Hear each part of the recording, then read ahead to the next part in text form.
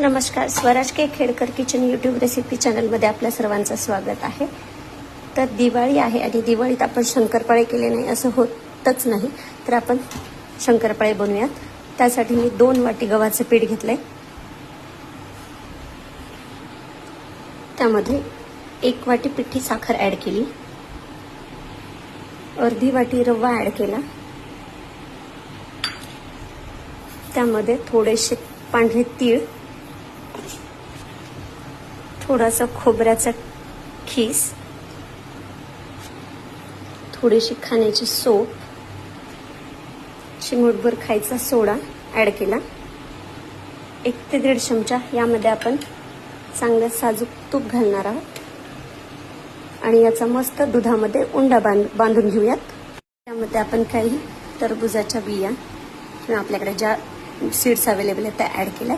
आता आपण ह्याचे शंकरपाळे आपल्याला हव्या तशा आकारात लाटून घेऊ आणि नंतर मी हे तेल गरम होण्यासाठी ठेवलंय, त्यामध्ये तळून घेऊयात। मी ह्याची पोळी लाटून घेतली। आता आपण यांना शंकरपाळ्याचे शेप्स देऊ। लावून मला मम्मीला फराळात मदत करत आहेत स्वराजने आता शंकरपाळ्याची 1 उंडा घेऊन 1 लाटी लाटली।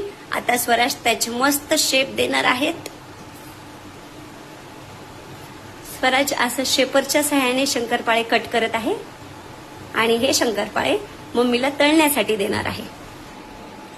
स्वराजने सुंदर अशा शंकरपाळ्याचे शेप्स बनवायला घेतलेले आहेत। अशा पद्धतीने स्वराजने बनवलेले शंकरपाळे मी तेलामध्ये तळण्यासाठी ठेवत आहे।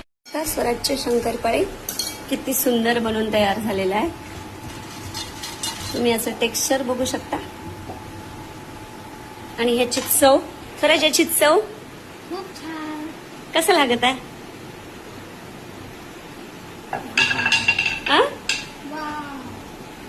स्वराज टेस्ट कर,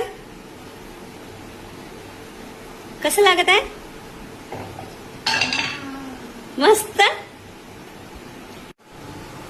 आज जेन्युअन स्वराज के खेडकर यूट्यूब चॅनलवर वर्किंग करायला आहे।